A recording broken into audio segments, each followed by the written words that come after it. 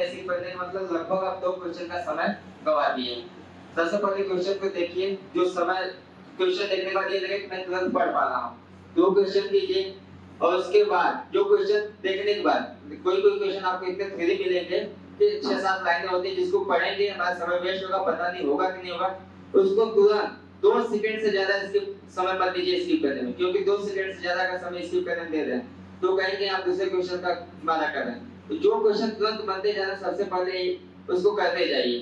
जिस क्वेश्चन पर आपको समय लग रहा हो तुरंत स्किप कीजिए, अगले बार दूसरा क्वेश्चन। सिलेबस को मिनिमाइज कैसे करें? मैं उसी जो कोई आप जैसे आप बोल रहे हैं टेस्ट रिवाइज करने के बाद आप देखते हैं कि कोई आसान क्वेश्चन भी गलत होता है, कोई टफ क्वेश्चन भी गलत होता है। जो आसान क्वेश्चन गलत होता है वहां पर आपका सिली मिस्टेक ये है कि उस क्वेश्चन को आपने अंडर एस्टिमेट किया, ये हमें आता है। सबसे बड़ा गलत होने का देखिए पॉइंट ये है, क्योंकि आसान क्वेश्चन ही गलत होने से बाहर करता है। और उस आसान क्वेश्चन को गलत हो रहा है, बार-बार गलत हुआ, उसको कहीं नोट्स में साइड लिखिए। साइड में लिखने के बाद उस क्वेश्चन को विशेष रूप से फोकस कीजिए कि ये क्वेश्चन मेरे गलत क्यों हो रहे हैं। जब तक उस क्वेश्चन को फोकस नहीं करेंगे वो गलत हमेशा ही होता है। कुछ पॉइंट ऐसे होते हैं जो दिमाग में हमारे बैठ जाते हैं कि इसका आंसर वो गलत हमेशा बैठते हैं, उसको भी निकालना पड़ेगा। जो क्वेश्चन आसानी से हैं उसको अलग से लिख कर फोकस कीजिए, जो रिवाइज करते समय एक्स्ट्रा पॉइंट आ रहे हैं उस पॉइंट को भी लिखते रहिए। कि आपने दो बार अपना हिस्ट्री निकाल चुके हैं, उसमें हम लोग को क्या दिक्कत होती है कि हम लोग स्टेटिक क्वेश्चन तैयार करते हैं, तो उसमें स्टेटिक में जो मॉडर्न हिस्ट्री है, चाहे बायो डिपार्टमेंट है, तो उसमें जो चीज़ें पूछी जाती हैं हम लोग तो फैक्ट पढ़ते हैं लेकिन फैक्ट तो आता नहीं। कई बार होता है कि हमें किताबों को सहारा लेना पड़ता है और किताबों में पूरा डिटेल पढ़ते हैं और उसमें भी चीज़ों को हमें क्वेश्चन आती है, पेपर में आता है, तो उसमें अब एलिमिनेट करना पड़ता है। तो हम क्या करें, मतलब टाइम बचे कैसे? ये बात कैसे क्वेश्चन अटेम्प्ट करते हैं तो हम लोग अटेम्प्ट करते हैं वो वास्तव में पढ़े नहीं होते, टॉपिक तो पढ़े होते हैं लेकिन जो पूछता हो तो वो हम नहीं पढ़े होते। तो फिर इसके लिए हम क्या करते हैं, पूरा किताब पढ़ते हैं, डिटेल करते हैं, उसमें टाइम भी बहुत लगता है। फिर हम अगर क्वेश्चन देखते हैं तो उसमें सर हमको एलिमिनेट करना पड़ता है, तो सर टाइम बहुत लग जाता है। जीएस और हाँ सर, और ये भी नहीं होता कि हम सही कर रहे हैं कि नहीं कर रहे हैं, ये भी नहीं हो पाता है।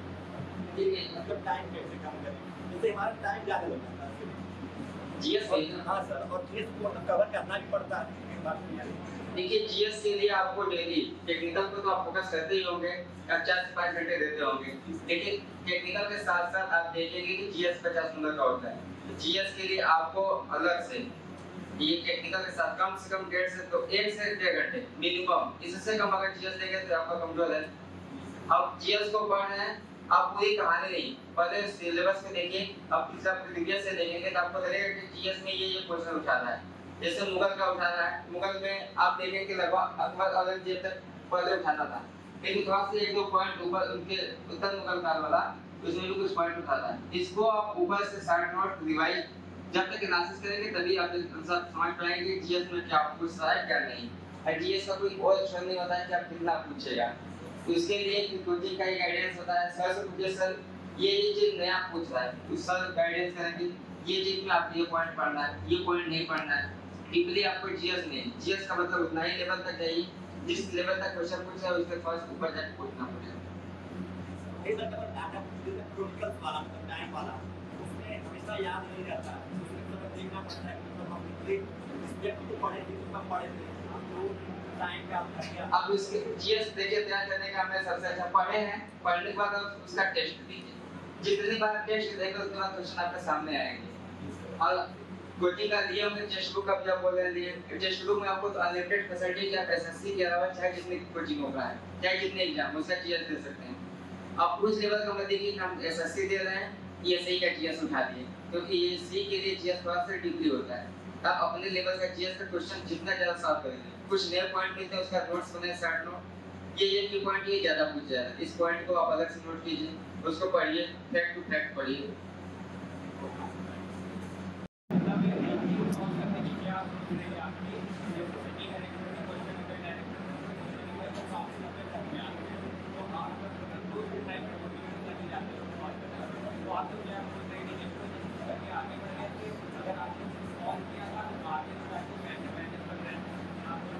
देखिए सीटिंग अरेंजमेंट थोड़ा टाइम लेगा है, हमारे पास रीजनिंग और ऐसे क्वेश्चन जो तुरंत 10 से 20 सेकंड 30 सेकंड में बन जाते हैं। तो हमने सिटिंग अरेंजमेंट को पहले स्किप करता था। पहले मैं जो क्वेश्चन आसानी से बैठ जाता है वो तुरंत करता। सिटिंग अरेंजमेंट का जो क्वेश्चन आता था मैं उसको पढ़ने में टाइम नहीं बर्बाद करता था, उसको तुरंत स्किप करके आगे, क्योंकि समय बचेगा।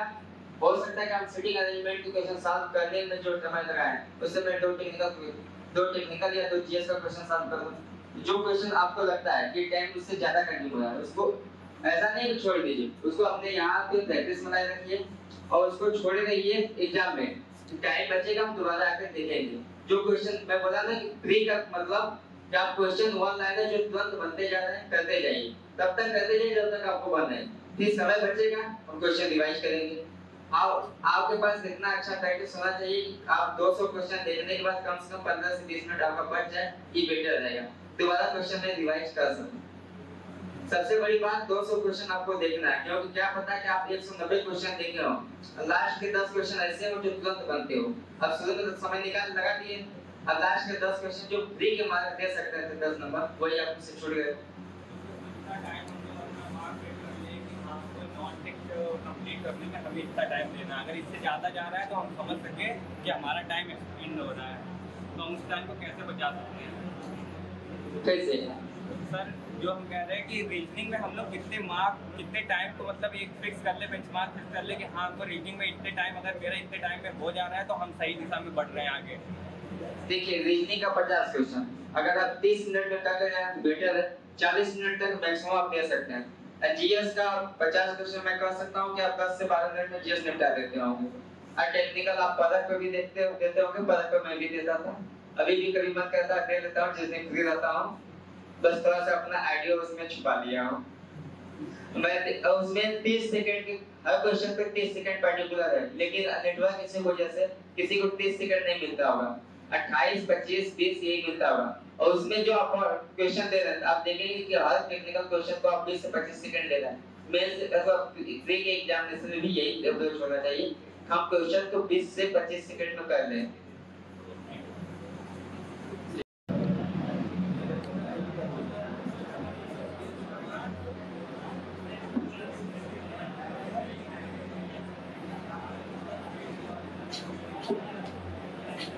आप लोग के साथ ऐसी डेस्क पे बैठता था, मैं हमेशा सोचता था अगर पोडियम पे आऊंगा तो इसी तरीके से आऊंगा कि हाँ कुछ मोटिव हो आने का। तो मेरे लिए बहुत अच्छा मौका है, मतलब पोडियम पे आया हूं। मैं कभी जो जैसे कि ट्रेन है और क्या चल पड़ी, ये लोगों ने मुझे काफी मतलब वो बताया कि कैसे क्या करना है। और देखिए क्या होता है ना, अल्टीमेटली हमें लेना है सिलेक्शन। तो हमें जो सिलेक्शन का एक रास्ता बना हुआ है जो वर्षों से कई लोग रिपीट कर रहे हैं, उसी को फॉलो किया जाए ना। जैसे कई बार बच्चे बोलते हैं कि मेंस में लैंग्वेज वाली प्रॉब्लम होती है, क्या होती है, जब हमें पता है ना कि दो ही लैंग्वेज का ऑप्शन है, चाहे हिंदी या इंग्लिश, तो क्यों ना एक ही को पहले अडॉप्ट कर लिया जाए। तो आप पूरी तरह से इंग्लिश को अडॉप्ट करिए या फिर हिंदी को करिए। जो हिंदी में होते हैं, मेरा उनसे ये कहना है कि आप वाकई में हिंदी में कंफर्ट है? बिल्कुल नहीं है। आप कभी भी शेयर स्टेज को बोलते हैं, आप ऊपर पर्टिकुलर तो बोलते नहीं है, तो फिर क्यों करना? एक ही लैंग्वेज को अडॉप्ट करिए ना। आपने मान लीजिए वहाँ पे पेपर में हिंदी अडॉप्ट किया, ठीक है, उसके बाद आप वहाँ पे हिंदी इंग्लिश का यूज कर रहे हैं, हिंदी इंग्लिश मिक्स का यूज कर रहे हैं। लॉजिकली देखा जाए ना, तो आपकी जो कॉपी होगी, अगर एग्जामिनर उसको कार्ड भी देता है तो आपके पास कोई लॉजिक नहीं होगा कि आप क्लेम कर पाए मेरा क्यों नंबर काटा गया है। लेकिन आप एक ही लैंग्वेज अडॉप्ट करते, चाहे हिंदी या इंग्लिश, तो आप उसको बता पाएंगे कि मैंने यही किया है और उसको किया है। कंपटीशन में इसी चीज का तो फायदा, आप हर चीज को लेके क्लेम कर सकते हैं कि आपने ऐसा किया तो आप इसका रीजन दीजिए। और रही बात टाइम मैनेजमेंट की, अभी आप लोग फाउंडेशन बेंच में पढ़ रहे हैं, तो मुझे लगता है लगभग 5 से 6 घंटे की यहाँ क्लासेज हो जाती होगी। उसके बाद रूम पे जाके 2 से 3 घंटे का रेस्ट किया करिए, फिर 4 घंटा 5 घंटा, बहुत ज्यादा नहीं 4-5 घंटा, बट कंटिन्यूअस डेली करना है। ये नहीं कि आज 6 घंटा पढ़े, कल 3 घंटा, परसों 2 घंटा, फिर अगले दिन संगम घूम रहे, बिल्कुल नहीं। कुछ समय की तो बात हुई, 2 साल 4 साल, मैंने ही मेरा फिक्स था कि बोलते हैं आऊंगा इलाहाबाद, तैयारी करूंगा, 2 साल 4 साल देखूंगा, नहीं निकला तो फिर कुछ और देखना जाएगा। ऐसा तो है नहीं। अब अच्छा, क्योंकि मुझे जॉब मिल चुकी है तो मैं इस बात को एकदम बोल सकता हूँ कि सरकारी नौकरी मिलना ही सिर्फ सफलता का वो नहीं होता प्रति, ठीक है। आज सिविल इंजीनियरिंग इतना ब्रॉड एरिया है, आप कुछ भी कर सकते हो ना। आप एक अच्छी नॉलेज गेन कीजिए, 2 साल 4 साल अपने आप को दीजिए, आप अच्छे से दीजिए, एकदम ईमानदारी से, ईमानदारी अपने प्रति रखिए। बाहरी वालों को कैसे उनको रहने दीजिए। अब जैसे मेरा एक फ्रेंड था, बोलते हैं उसका क्या हुआ था, मतलब उससे कुछ हुआ नहीं था, सब जगह बता दिया मेरा ये हुआ है, मेरा वो हुआ, प्लेस हुआ है। वो मेंस के दिन आया, हम लोग पेपर दे रहे थे, वो घूम रहा था, घर जाके बोला मेरा मेंस बहुत अच्छा हुआ है। मेंस अच्छा हुआ है, क्या हुआ है, ये कोई मतलब निकला इस बात का, कोई सेंस है इस चीज का? तो अपने प्रति ईमानदारी रखिए और टाइम मैनेजमेंट का ध्यान रखिए। देखिए क्या है, कंपटीशन है, रीजनिंग ना inter class high school class का बच्चा भी कर सकता है, तो फिर आप में उस पर डिफरेंस हुआ कुछ? बिल्कुल नहीं हुआ ना। एक इंजीनियर की तो रीजनिंग ऑलरेडी बहुत अच्छी होती है, और अभी बात जीएस बात, एक इंजीनियरिंग स्टूडेंट टेक्निकल की ऑलरेडी खराब होती है, तो उसमें क्यों ना लिमिटेड चीज पढ़ा जाए। जैसे जो स्ट्रेटेजी की बात करता हूँ मैं, स्ट्रेटेजी की फिक्स है, बाबर अकबर नहीं बदलने वाले, ना ही पानीपत का फोर्थ वॉर होने वाला है, वो तीन ही रहेंगे। तो उस चीज को रट लिया जाए ना, थोड़ा टाइम देना है ना। स्ट्रेटेजी क्या है ना, आप एक साइकिल बना लीजिए कि 5 घंटा का टेक्निकल पढ़ रहे हैं तो 2 घंटा 3 घंटा हम नॉलेज की पढ़ेंगे ही पढ़ेंगे, उसको अवॉइड मत कीजिए। मैं डेफिनेट कह रहा हूँ, कहीं तो मैं लिख के भी दे सकता हूँ, अगर आप लोगों ने नॉलेज को अवॉइड किया तो आपका सिलेक्शन नहीं हो सकता, गारंटेड है। कोई सा एग्जाम उठा लीजिए और हमेशा इस पेज चीज तो मेहनत करिए। देखिए क्या होता है ना, हर कॉम्पिटिशन में कुछ ना कुछ चीज कॉमन होती है, तो कॉमन वाले में तो सभी लोग मेहनत करेंगे ना, तो आप जो जिस पे सभी की फोकस नहीं कर पा रहे, जिस पे किसी की नजर नहीं पड़े, आप उसको भी कंसीडर कीजिए ना। मैं इन द सेंस बोल रहा हूँ नॉट टेक, जैसे एसएससी जे में क्या है, ये जो दो 3 सेक्शन में पेपर होता है, एक में रीजनिंग होता है, दूसरे में जीएस होता है, थर्ड सेक्शन में आपका टेक्निकल पार्ट होता है। तो टेक्निकल पे देखा जाए तो जो डिप्लोमा से आते हैं लोग ना, वो भी ऑन एवरेज 50 क्वेश्चन करके ही आते हैं। आप इतना पढ़ने के बाद भी क्यों होते हैं 60 के आसपास आ रहे हो, तो इतना मेजर डिफरेंस तो क्रिएट हुआ नहीं। आप और नॉन टेक के माध्यम से डिफरेंस क्रिएट कीजिए। आप बोलते हैं जैसे लोग बोलते हैं मेरा जीएस वाला पार्ट अच्छा नहीं है, ठीक है नहीं अच्छा है तो आप उसको थोड़ा थोड़ा टाइम दीजिए ना, अच्छा हो जाएगा। और ऐसा तो है नहीं हमें अच्छा करके किसी को पढ़ाना है, क्या करना है, हमें कंपटीशन को क्रैक करना है ना। तो आप प्रीवियस ईयर के 2 साल 4 साल के पेपर का पैटर्न देखिए ना कि पेपर पैटर्न किस तरह से फॉलो हो रहा है। आप स्ट्रेटेजी को पर डे टाइम लीजिए। और रही बात करंट अफेयर की, करंट अफेयर के लिए क्या होता है ना, ये तो आप पर डे पढ़िए, और अगर आप पर डे नहीं पढ़ रहे हैं ना, तो जब आपका एग्जाम हो, जैसे एसएससी वगैरह को अपना एक वो अच्छा एग्जाम मान के चलिए, स्टूडेंट मान के चलिए, क्योंकि अगर आपने एसएससी के लिए पढ़ा तो सबका उसको फुलफिल हो जाएगा। मान लीजिए नवंबर को अक्टूबर में है, 9 से 11 अक्टूबर को मेरा प्रीलिम्स आने वाला है फिर से, मतलब आप लोग का, तो उसके लिए 1 महीना पहले लगभग सितंबर की शुरुआत से करंट अफेयर पढ़ना शुरू कर दीजिए, क्योंकि भाई साल भर का करंट अफेयर पढ़ना है ना, हफ्ते भर में तो हो नहीं पाएगा। 1 महीने पहले शुरू कर दीजिए, पर डे की बोलते पढ़िए, उसको थोड़ा थोड़ा करके पढ़ते जाइए। तमाम सारे मार्केट में आजकल आते हैं, ऐसा तो है नहीं कोई लिमिटेड है, अब तो बहुत कंटेंट का तो पिटारा हो गया है ना हमारे पास इंटरनेट के माध्यम से। तो आप करंट अफेयर के 1 महीने पहले से स्टार्ट कर लीजिए। अब जैसे हमारा अक्टूबर में प्रीलिम्स है, ठीक है, तो आप बहुत ज्यादा जनवरी से करंट अफेयर स्टार्ट करिए। और थोड़ा और पढ़ना चाहते हैं तो लास्ट नवंबर शुरू कर लीजिए, नवंबर दिसंबर 2 महीने हो जाएंगे, 7-8 महीने हो जाए, टोटल हमारे पास 10 से 11 महीने हो जाएंगे। तो आप 1 महीने मुझे लगता है सफिशिएंट टाइम होता है करंट अफेयर पढ़ने के लिए। और चूंकि आपने डेली जब से क्लास ज्वाइन की थे 2 घंटा 1 घंटा 1.5 घंटा डेली स्ट्रेटेजी को दे ही रहे थे, तो वहां से भी आपको सिर्फ रिवीजन करना होगा वो 1 महीने हो सकता है नॉट के माध्यम से, लेकिन मेंस में आप अटक जाएंगे। इस बार जो बोलते हैं मेरा पहली बार प्रीलिम्स क्वालीफाई हुआ था, और पहली बार में मुझे चीजें अपनी मैंने कैलकुलेशन कर रखी थी कि इस बार मौका अच्छा था, नंबर ऑफ वैकेंसीज अच्छी थी। बार बार क्या होता है ना, कई बार जैसे भाई ने भी बोला कि बोलते हैं एक बार प्रीलिम्स क्वालीफाई हुआ, आप मेंस दिए, हो सकता है अगली बार प्रीलिम्स भी क्वालीफाई ना हो, तो सारी कैलकुलेशन करके रखिए अपने दिमाग कि मुझे जो करना है इसी बार करना है। और अभी आप लोग फाउंडेशन बेस में हैं, तो आप लोग की लिखने की आदत अच्छी होगी। आप यहाँ से जब ड्रॉप कर जाएंगे ना, थोड़ा मतलब कोर्स कंप्लीट हो जाएगा तो आपकी लिखने की आदत नहीं रहेगी, लेकिन मेरी आपसे सलाह है कि आप उसको कंटिन्यूअस रखिएगा जरूर, ठीक है। रैंडमली, चाहे तो स्ट्रक्चरल पार्ट हो, चाहे सॉइल मैकेनिक्स हो, या कोई सा सब्जेक्ट हो, आप 4 से 5 रैंडमली क्वेश्चन पिक करिए, 2 डिजाइन के कर लीजिए, 2 थ्योरी के कर लीजिए, एक और न्यूमेरिकल कर लीजिए, उसकी कन्वेंशनल टाइप क्वेश्चन की बात कर रहा हूं मैं, उसकी प्रैक्टिस कीजिए। और जब आपका प्रीलिम्स नजदीक हो लगभग 1 से 1.5 महीना, तो आप पूरी तरह से प्रीलिम्स पे फोकस हो जाइए। प्रीलिम्स क्वालीफाई हो, जैसे ही प्रीलिम्स देखिए क्वालीफाई होता दिख रहा है, तुरंत आप मेंस पे लग जाइए। यहाँ पे बकायदा बहुत अच्छी तैयारी होती है मेंस की, नो डाउट, ठीक है। और मेंस की रही बात तैयारी, जब हमें पता है कि हर बार की तरह पेपर पैटर्न इस बार भी 60 से 70 पीवाईक्यू से आने वाला है, तो क्यों परेशान होना भाई, टीएससी एसएससी को रगड़ लेना 3-4 बार, जितने भी प्रीवियस है उसको रगड़ डालिए, उसके बाद जो नए क्वेश्चन बनते हैं उसको उठा लीजिए। मुझे लगता है कि 3-4 बार उसको पढ़ने का सिलेबस कंटेंट पूरा पढ़ने का टाइम बचता नहीं है वैसे। और टेस्ट सीरीज दबा के लीजिए एकदम बढ़िया से, जहां भी मौका मिला आप टेस्ट सीरीज में इंक्लूड हुई है, कभी मत छोड़िए। उससे आपका और वहाँ पे जो नंबर आते हैं ना उसका तनाव नहीं लेता कि मेरे कम नंबर आए। मैं बता रहा हूँ, मैंने टेस्ट सीरीज काफी दी थी, कहीं भी मैं बहुत अच्छा स्कोर नहीं कर पाया। 150 तो मैं पार ही नहीं किया था, लेकिन मैं से मेरे 232 नंबर थे। अगर मैं वहाँ का तनाव लेता तो क्या मेरे 232 आते? बिल्कुल नहीं आते। तो टेस्ट सीरीज से अपनी प्रैक्टिस के लिए देना है, किस टाइप से क्वेश्चन हो रहा है, किस टाइप से नहीं हो रहा है, इस चीज से देना है। और एक जो सबसे बढ़िया बात होती है ना कि जब भी आप मेंस देंगे तो 6 सेक्शन होते हैं, एक सेक्शन हमें छोड़ना होता है। तो आप ना जब मेंस का टाइम जनरली 10 से 12 AM होता है, तो शुरू के जब कॉपी मिल जाए आप कॉपी खोलिए, 5 से 7 मिनट में आराम से सिलेक्ट करिए कि आपको यही सेक्शन छोड़ना है। क्या होता है कई बार फ्रेंड्स ऐसा करते हैं, एक क्वेश्चन किए उसके बाद बाकी की 3 कर रहे यार तो आता नहीं, मुझे छोड़ना था। तो भाई तुमने एक क्वेश्चन में ऑलरेडी टाइम खराब किया। एक क्वेश्चन जनरली 4 से 5 मिनट लेता ही है ना, तो सिर्फ पहले आप सोच लीजिए कि मुझे कौन सा सेक्शन छोड़ना है। जब सारी ट्रेनिंग स्ट्रेटजी हो जाती है, सिर्फ हाथ चलाना रहता है। मैं यकीन मान रहा हूँ, मैं कहते हैं लगभग मैंने 1 घंटा 40 मिनट में लगभग मैंने मेंस कंप्लीट कर दिया था, और उस समय तक मैं 285 नंबर अटेंड कर चुका था। मार्क्स के बोलते हैं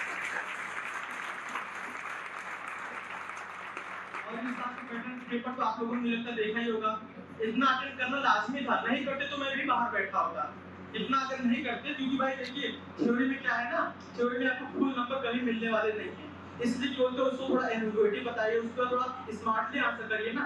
फ्लो चार्ट की मदद लीजिए, डायग्राम की मदद लीजिए। और फ्लो चार्ट तो हम लोग बोलते हैं क्लास में काफी बार बनाते पढ़ते हैं, हर चीज का तो फ्लो चार्ट है हमारे पास। चाहे कंक्रीट की प्रोसेस हो, चाहे क्लीनिंग ऑफ वाटर हो, इन सबको फ्लो चार्ट की मदद से बताइए ना। आगे क्या बोलते हैं प्रोसेस ऑफ कंक्रीट की प्रोसेस बताइए, आप एक फ्लो चार्ट बना दीजिए 2 से 3 मिनट में, उसका 4-5 पैटर्न लिख दीजिए, मतलब उसके प्रोसेस लिख दीजिए डिटेल में, हो गया। यकीनन आप उसमें 12 से 13 नंबर पिक करेंगे। तो फ्लो चार्ट की मदद लीजिए, डायग्राम की मदद लीजिए, और आंसर को कंसाइज करके लिमिटेड लिखिए। आप वहाँ डिप्लोमा या बीटेक का सेमेस्टर नहीं दे रहे हैं कि आप वहाँ परेशान होने की आवश्यकता बिल्कुल नहीं है। एक ट्रेनिंग और स्ट्रेटजी के तहत काम करिए, और प्रैक्टिस और रटा हुआ तो इतना होना चाहिए ना, रटा हुआ इन द सेंस थ्योरी की बात कर रहा हूँ मैं, इतना होना चाहिए कि आपका एक बार मुंह बोलते मन भूल जाए, लेकिन आपके हाथ चलते रहना चाहिए। हर बार की तरह आप जैसे लास्ट ईयर का 4 से 5 साल का मेंस उठा के देखिए, तो उसमें एक पैटर्न फॉलो होता आ रहा है। थ्योरी का वेटेज 1/3 रहता है 300 का। जब 300 को 1/3 मतलब 100, आप 100 को अंडर एस्टिमेट कैसे कर सकते हो? कभी मत करिए भाई। आओ वो इंजीनियरिंग की थ्योरी लिख रहे हो आप, कोई नॉर्मल बीटेक है उसका मतलब नहीं लिख रहे हो कि आप अंडर एस्टिमेट कर रहे हो तो मतलब पास हो जाओगे। वहां पे जो कॉपी चेक करता है वो बीटेक एमटेक पीएचडी होल्डर रहता है, उसको अच्छा कंटेंट नहीं मिला, अच्छा डेटा नहीं मिला ना, तो काट के 0 कर देगा। इसलिए यहाँ पे तो रवि सर को पीएमसी पढ़ाते हैं, सर मैकेनिक्स पढ़ाते हैं, एकदम थ्योरी की परेशान होने की आवश्यकता ही नहीं है। आप उन्हीं का नोट्स अच्छे से पढ़ते रहिए, रिवाइज करते रहिए। आपने 10 क्वालिटी पढ़ ली ब्रीफ की, उससे 10 ऑब्जेक्टिव बन जाएगा और एक कन्वेंशनल क्वेश्चन बन जाएगा। क्या दिक्कत है? पढ़ते रहिए, और थ्योरी को बिल्कुल भी नहीं अंडर एस्टिमेट करना। जब भी आपका प्रीलिम्स क्वालीफाई हो, हर बार का सिनेरियो रहता है कि प्रीलिम्स जो क्वालीफाई करता है लगभग 70 से 80% अगर वो बच्चा सिंसियर है तो मेंस क्वालीफाई करता ही करता है। बहुत गिने चुने, क्योंकि सारे जो मतलब होता है जो अवरोध होते हैं वो सारे अवरोध प्रीलिम्स में बाहर हो चुके होते हैं। फिर सिंसियर बच्चे होते हैं, फिर आपकी एक्चुअल फाइट उन्हीं 12-15 हजार से होती है। जैसे इस बार का मैं बता रहा हूँ कि लगभग 15,000 बच्चों ने 15-15,500 बच्चों ने प्रीलिम्स क्वालीफाई किया था मेंस के लिए। तो उस मेंस में 15,000 बच्चे थे और वैकेंसी 27-28 थी। क्योंकि मैं डिप्लोमा होल्डर था तो मैं अपने आप को पीआरओ एमएस के लिए इनपुट कर नहीं रहा था, तो लेने की वैकेंसी में अपने आप को सिर्फ सीपीडब्ल्यू में मांग के चल रहा था कि मेरे लिए 640 वैकेंसी है, मुझे इसी में लड़ाई करनी है। ये नहीं कि हाँ मैं सब कर रहा हूँ इसी में एक सीट चाहिए। हाँ सीट तो एक ही चाहिए, लेकिन आपको अपने सेफ जोन में मांग के चलिए, क्योंकि ये अपन इंजीनियर है ना, तो टोलरेंस पहले से ही चलना पड़ता है ना। हमेशा सेफ जोन में रहिए, और सेफ जोन आपको खुद बना सकता है। और जानते जहाँ फैक्टर ऑफ सेफ्टी बढ़ती है, मेहनत बढ़ जाता है, तो आपको मेहनत तो बढ़ानी पड़ेगी। अभी आपके पास टाइम है, मे भी मुझे लगता है जुलाई या अगस्त तक आपका सिलेबस हो जाएगा। 1-1.5 महीने अच्छे से मिलेगा, बढ़िया से रिवाइज करिएगा। 10, 12, 15, 20 जितने टेस्ट हो सके दीजिएगा, जहाँ से भी आपको मौका मिले टेस्ट दीजिएगा। उसके बाद फिर आप फ्री माइंड होके जाके पेपर दीजिएगा। अगर आपको लगे 120 आप क्रॉस कर रहे हैं तो आप समझ लीजिए निश्चित तौर पर प्रीलिम्स क्वालीफाई कर रहे हैं। 120 बहुत सेफेस्ट स्कोर होता है लास्ट के कुछ ईयर से देखा जा रहा है कोविड के बाद से। उसके बाद फिर बैग उठाइए, सीधे मेंस ज्वाइन कीजिए और बढ़िया से परफॉर्म कीजिए। उन 3 महीनों में आप अपने आप को इतना रगड़िए ना कि एकदम हाथ रुकना नहीं चाहिए। आगे फर्स्ट क्वालिटी ऑफ लिखते जाए एकदम बढ़िया से, प्लस माहौल में कोई दिक्कत की बात नहीं। मैं बता रहा हूँ ऑन एवरेज लगभग जब मैं मेंस लिख रहा था मेरी लिखने की आदत इतनी खराब हो चुकी थी, इतनी खराब हो चुकी थी, मैंने उसको इतना इम्प्रूवमेंट किया, मैं ऑन एवरेज 3 से 4 दिन में कॉपी खत्म करता था, अब पर डे 1 से 2 पेज।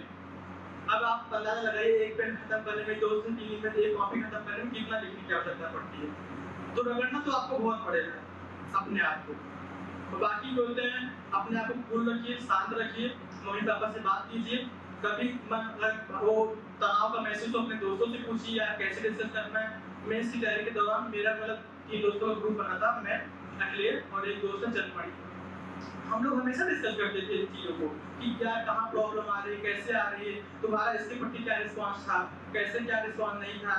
और सर तो बैठे हैं, सब मैनेजमेंट से लेकर सब कुछ तो देखते हैं। मैं सर से भी रिक्वेस्ट करूंगा कि जो मेंस का वो हो, मेंस का तरीका एकदम एसएससी की पैटर्न पर यूज कर दिया जाए। यहाँ पे हम एक्सप्रेशन भी लिखवाया जाए, सिग्नेचर भी किया जाए कॉपी पे, लैंग्वेज का प्रेफरेंस भी किया जाए। उससे क्या होगा ना, आप यहाँ पे अगर आदत बनी रहेगी ना 12% की एकदम मेंस की टच करिएगा ना, वहाँ पे जाएगी आप डेफिनेट ऐसा महसूस होगा मैं यहाँ टेक्स्ट दे रहा हूँ, जाइए आपका हाथ एकदम फ्लो, अच्छे फ्लो के साथ स्मूथली चलता रहेगा।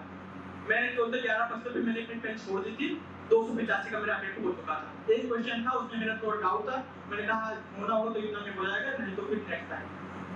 बहुत ज्यादा परेशान नहीं होना कि नहीं मुझे देना ही है, क्या मतलब है उस चीज का, कोई मतलब नहीं।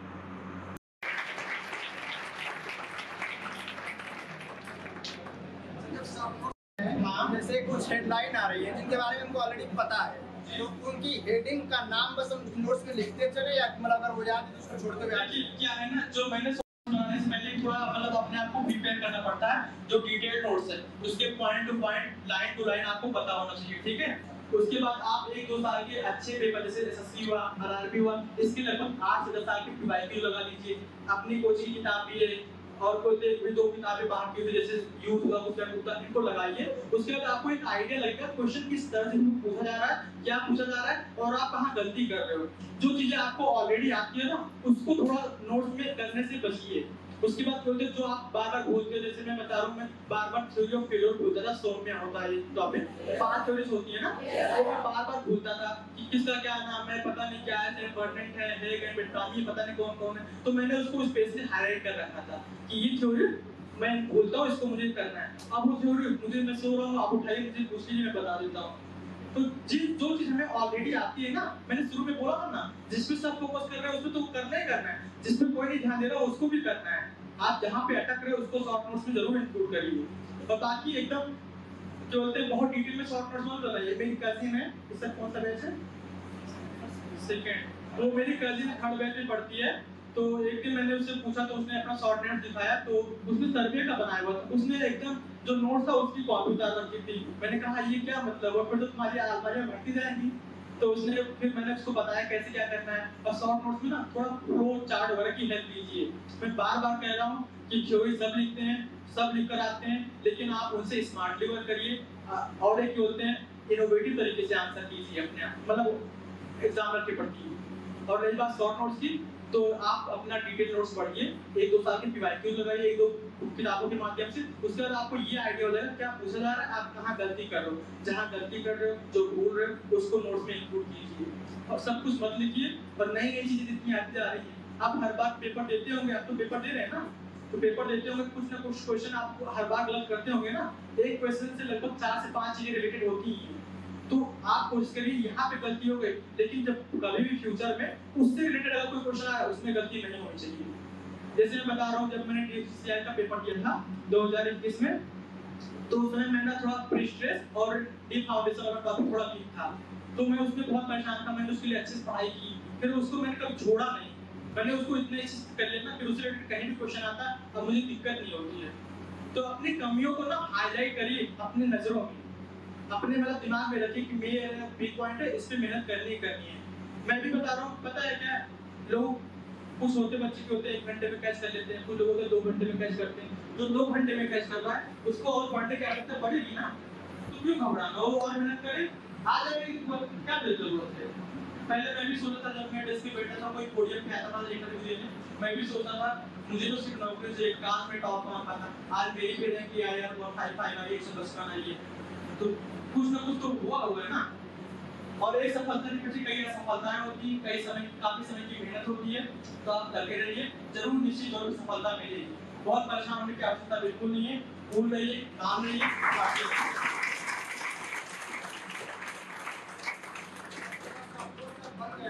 हाँ। देखिए क्या होता है ना, जब मैंने शॉर्ट नोट बना लिया था, जैसे मैं आपको बता रहा हूँ, इस बार नवंबर का हाथ बता रहा हूँ, अपना प्रीलिम्स नवंबर में जो था, उस समय नवंबर था, अपने जो होते हैं एसएससी का प्रीलिम्स था, मेरा एमपी ज्ञान सब इंजीनियर का पेपर था, डीआरडीओ का पेपर था, उसी टाइम समय पे मेरा बीएसएफ सब इंस्पेक्टर का पेपर भी लगा हुआ था। तो एक बार बताइए, 3-3 4-4 पेपर है, क्या आपके पास इतना टाइम है 3 मोटे नोट्स रिवाइज करने का? बार बार करेंगे, वहाँ के लिए शॉर्ट नोट बहुत बेनिफिशियल होता है। तो बाकी अगर आपको मिल रहा है कि आपका पेपर 1 महीने 100 महीने बाद है, उस समय में आराम से आप वीडियो नोट्स को रिवाइज करिए, पढ़िए। लेकिन जब आपके पास टाइम ना हो, तब शॉर्ट नोट्स की हेल्प लीजिए। मैं बता रहा हूँ, शुरू में जब मैंने फाउंडेशन में ज्वाइन किया था, उस समय मुझे सिविल इंजीनियरिंग खत्म करने में, सिविल इंजीनियरिंग का मतलब वो 12 से 14 सब्जेक्ट है, मुझे खत्म करने में लगभग 2 से 3 महीने लगता था। कुछ समय बीता, मुझे 1 महीना लगता है। अब इस समय जो मैं अपना सीनियर बता रहा हूँ, मुझे लगभग 4 से 6 दिन लगते हैं, पूरी सिविल इंजीनियरिंग खत्म कर देता हूँ और एकदम अच्छे से खत्म करता हूँ। तो कुछ चीजें समय के साथ भी आती है, ये घबराने की आवश्यकता नहीं है। क्या फाउंडेशन बैच में आए हो, आपको मेरी तरह बनना है, इसी तौर पे बनोगे और मुझसे अच्छे बनोगे, लेकिन थोड़ा टाइम दीजिएगा अपने आप को, घबराने की आवश्यकता नहीं है, ठीक है?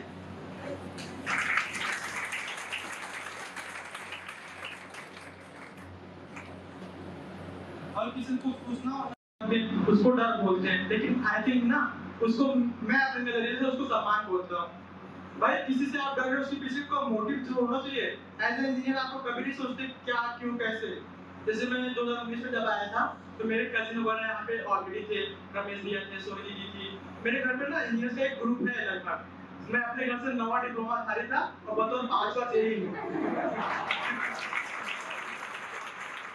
और मेरे बड़े भाई बहन जो है वो भी सर्विस में रह चुके हैं, रवि यादव, पिंकी यादव, ये लोग ऑलरेडी हैं, सर से वाकिफ है वो लोग।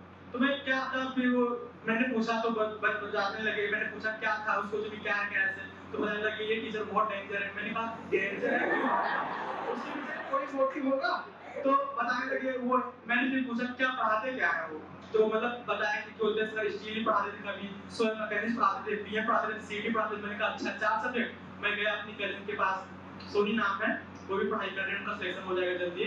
तो मैं गया, उनके मैंने नोट्स की फोटो शेयर कराया। मुझे थोड़ा टाइम लगा, लगभग 1 महीना 100 महीने, मैंने 4 सब्जेक्ट निपटा दिए। मतलब अभी तक मेरा सर से रूबरू हुआ नहीं था, मैंने निपटा दिया। मैंने कहा उनके पास में मोटिव नहीं छोड़ूंगा, क्यों मैं डरूं क्यों? हाँ सम्मान तो करूंगा, मैं टीचर है, तो उसको आप डर को सम्मान को डर क्यों बोलते हैं? भाई अगर आप डर रहे हैं तो इसका मतलब आप गलती कर रहे हैं, आप उस रीजन को खत्म कर दीजिए ना।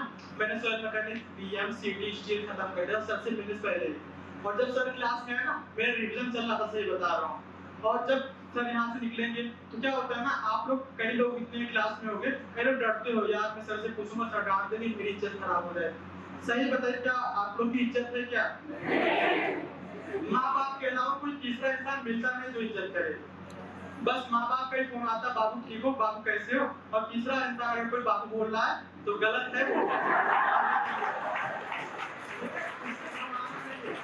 तो समय के साथ अब मैं बता रहा हूँ कि 24 मई को 8:55 पे लगभग रिजल्ट आया था। मैंने उस समय देखा, उस पीडीएफ में मेरा नाम आते ही मैं सबके लिए बहुत अच्छा बन गया, वरना गौरव था, है ना? तो जो होते हैं वो कुछ पल ही आपको अलग बना देंगे, लेकिन उसके पीछे की जो मेहनत होगी वो थोड़ी लंबी रहने वाली है।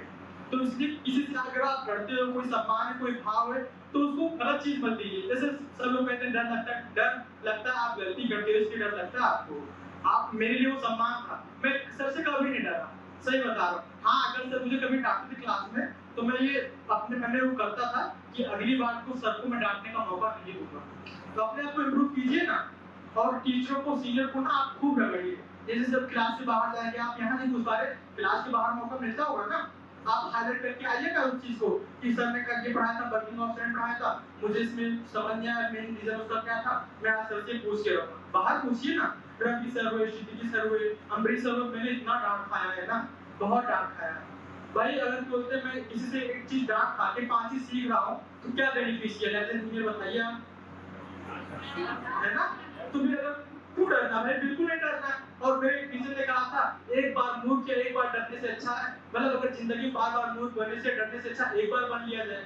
एक बार डांट खा लीजिए ना, पूछ लीजिए ना, बार बार तो नहीं रहेगी।